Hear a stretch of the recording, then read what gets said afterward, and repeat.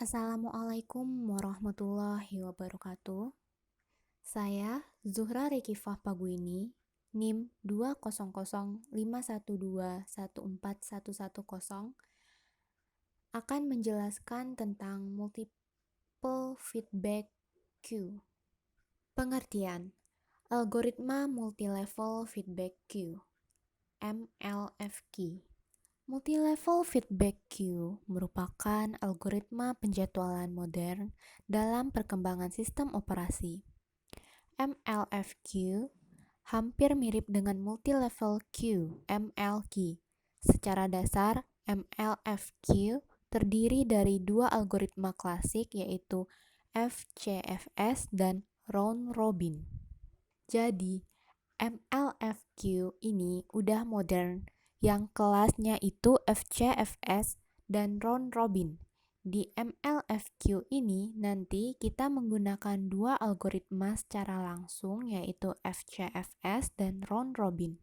Dalam satu pengerjaan MLFQ, kita menggunakan dua sistem, yaitu FCFS dan round robin.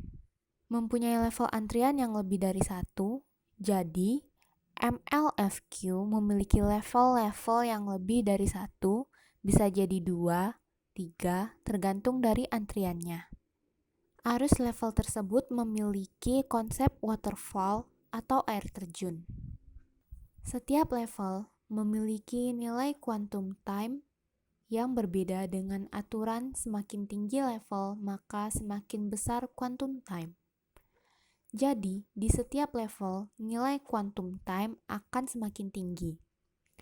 Tidak semakin rendah, contohnya dalam level 1 dan quantum time-nya 2, maka di level kedua, nilai quantum time tidak lebih rendah dari level pertama. Misalnya, di level kedua, quantum time-nya 1, itu tidak akan terjadi. Quantum time-nya akan semakin tinggi, misalnya 3, 4, itu adalah aturan dari algoritma MLFQ.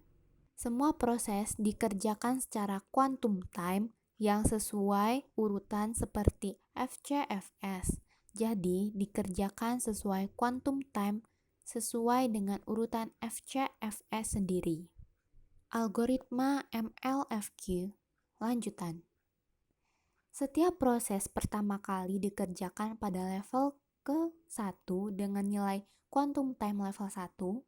Jika proses tidak selesai di level 1, maka dilanjutkan di level kedua dengan nilai quantum time level 2. Nah, pada proses pengerjaannya nanti, jika proses tidak selesai di level pertama, maka akan dilanjutkan di level kedua dengan nilai quantum time level 2 begitu. Jika proses juga tidak selesai di level kedua, maka dilanjutkan di level ketiga dengan nilai quantum time level 3. Jadi, prosesnya akan turun-temurun begitu. Jika prosesnya tidak selesai di level pertama, dilanjutkan level kedua. Kemudian dilanjutkan level ketiga, begitu seterusnya hingga level terakhir. Pada level terakhir, semua sisa waktu proses akan dikerjakan secara round robin. Jadi, pada saat level terakhir nanti, semua sisa waktu akan dikerjakan secara round robin. Jika suatu proses menyita CPU terlalu lama, maka proses itu akan dipindahkan ke antrian yang lebih rendah. Ini menguntungkan proses interaksi, karena proses ini hanya memakan waktu CPU yang sedikit. Dengan demikian pula, dengan proses menunggu terlalu lama, proses ini akan dinaikkan tingkatnya. Biasanya, prioritas tertinggi diberikan kepada proses-proses dengan CPU burst terkecil. Dengan begitu, CPU akan dimanfaatkan penuh dan input-output dapat terus sibuk. Semakin rendahnya tingkatnya, panjang CPU burst proses juga semakin besar. Algoritma ini didefinisikan melalui beberapa parameter, antara lain 1. Jumlah antrian, 2. Algoritma penjadwalan tiap antrian, 3. Kapan menaikkan proses ke antrian yang lebih tinggi, 4. Kapan menurunkan proses ke antrian yang lebih rendah? 5. Antrian mana yang akan dimasuki proses yang membutuhkan? Dengan pendefinisian seperti tadi membuat algoritma ini sering dipakai. Karena algoritma ini mudah dikonfigurasi ulang supaya cocok dengan sistem. Tapi, untuk mengetahui mana penjadwalan terbaik, diharuskan mengetahui nilai parameter tersebut. Multi-level feedback queue adalah salah satu algoritma yang berdasar pada algoritma multi-level queue. Perbedaan mendasar yang membedakan multi-level feedback queue biasanya adalah terletak pada adanya kemungkinan suatu proses perpindahan dari satu antrian ke antriannya, entah dengan prioritas yang lebih rendah ataupun lebih tinggi. Langkah-langkah yang dilakukan dalam analisis menentukan waktu tunggu dan waktu keseluruhan dalam penjadwalan MLFQ yaitu: pertama, mendefinisikan rumus running proses untuk ketentuan dalam perhitungan waktu tunggu. Kedua, waktu tunggu dijumlahkan dengan waktu layanan untuk mendapatkan waktu keseluruhan. Pertama, analisa waktu tunggu, waiting time. Setiap proses akan memiliki waktu tunggu yang didapatkan dari waktu layanan proses yang mempengaruhi ditambah dengan waktu kedatangan proses yang dicari. Ketentuan proses yang mempengaruhi yaitu proses yang dikerjakan waktu layanan digantikan oleh proses lain. Maka proses yang menggantikan disebut sebagai proses yang mempengaruhi atau menunggu karena proses lain. Maka terdapat lebih dari satu proses yang mempengaruhi proses yang berjalan tersebut. Proses belum dikerjakan pada waktu kedatangannya. Contoh problema dalam waktu tunggu. 1. P0 dikerjakan pertama kali dan tidak akan ada proses yang mempengaruhi, maka kondisi proses yang mempengaruhi 0. 2. P1 dikerjakan dan digantikan P2 dan juga digantikan P3, maka P1 mempengaruhi P2 dan P3. 3. P1 dikerjakan dan digantikan P3, maka P1 dipengaruhi P2 dan P3. 4.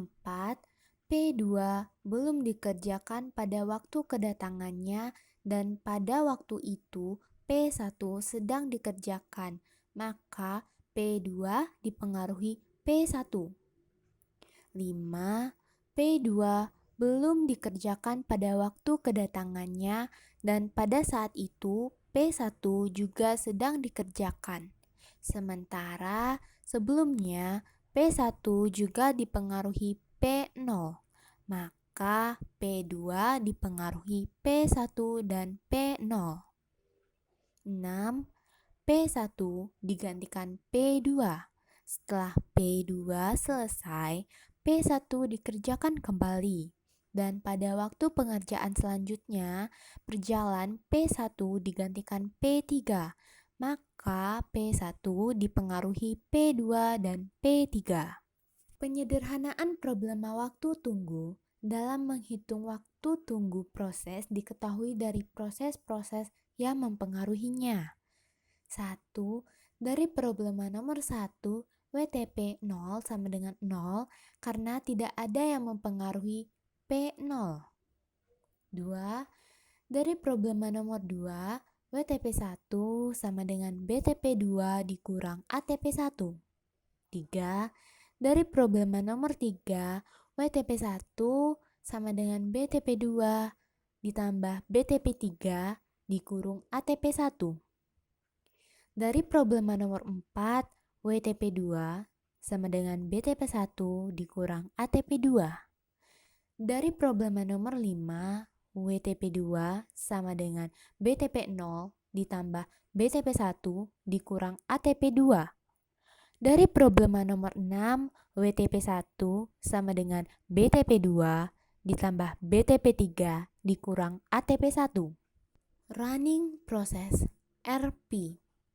Running process mempermudah perhitungan waktu tunggu karena pada MLFQ diketahui proses dikerjakan berdasarkan quantum time.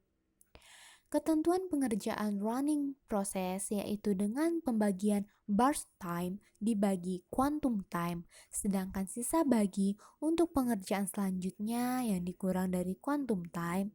Adapun running process sebagai berikut. Pertama, hasil bagi, perulangan quantum time. 2. Sisa bagi, running process selanjutnya. 3. Jika burst time, quantum time, maka running process adalah burst time proses tersebut. 3. Analisa running process algoritma MLFQ. Algoritma MLFQ memiliki beberapa antrian. Setiap proses akan dikerjakan pada antrian pertama jika burst time proses lebih besar dari quantum time pertama, maka akan dikerjakan pada antrian selanjutnya. Jika terdapat 3 antrian, maka ketentuan tersebut berlaku pada antrian pertama dan kedua. Pada antrian ketiga, yang merupakan antrian terakhir, berlaku ketentuan running proses pembagian. 1. Proses. Tabel 1 urutan proses-proses. Proses P1 arrival time 0, burst time 6. P2 arrival time 2, burst time 3. P3 arrival time 5, burst time 4. P4 arrival time 7, burst time 11. 2. Level antrian dan quantum time. Tabel 2, nilai quantum time setiap Q. Q0 quantum time 2. Q1 quantum time 3. Q2 quantum time 5. 3. Diagram Gantt. Seperti yang bisa kalian lihat melalui gambar tersebut, inilah diagram Gantt. 4. Indeks proses sesuai arrival time. Tabel 3, indeks proses. Nomor 1, proses yang dilayani P1. Nomor 2, proses yang dilayani P1, P2, P3, P4. Nomor 3, proses yang dilayani P1, P4. Nah, beginilah ilustrasi dari MLFQ nanti. Terdapat nilai burst time 16. Di sini kita lihat di level pertama nilai quantum time adalah 1, kemudian level 2 quantum time 2, level 3 quantum time 3, level 4 quantum time 4. Sesuai dengan aturan algoritma tadi, setiap level maka nilai quantum time akan semakin tinggi. Pertama, yang dikerjakan yaitu level pertama dengan quantum time 1. Proses yang dikerjakan level 1 dengan quantum time 1 itu sebanyak 1 sama dengan 16, lalu dikurung 1 sama dengan 16. 1 itu diambil dari quantum time 1 sendiri, maka hasilnya adalah 15. Lanjut di level kedua, proses yang dikerjakan di level kedua dengan quantum time 2 sebanyak 2 dengan proses BP1 dikurang Q2 2 yaitu 15 dikurang 2. Jadi, nilai 15 tadi akan digunakan ke level selanjutnya, yang mana hasilnya adalah 13. Begitu seterusnya, proses yang dikerjakan di level ketiga dengan quantum time 3 sebanyak 3. BP1 dikurang QT 3 sama dengan 13 dikurung 3, maka hasilnya 10. Selanjutnya, Dilanjutkan di level keempat, quantum time 3 sebanyak 4. BP1 dikurang QT4 sama dengan 10 dikurang 4 hasilnya adalah 6. Maka hasil tersebut akan dikurangkan hingga seterusnya sampai 0. 6 dikurang 4 sama dengan 2, lalu 2 dikurang 2 sama dengan 0. Sekian dari penjelasan saya tentang multi-level feedback queue. Kurang lebihnya mohon maaf. Terima kasih. Wassalamualaikum warahmatullahi wabarakatuh.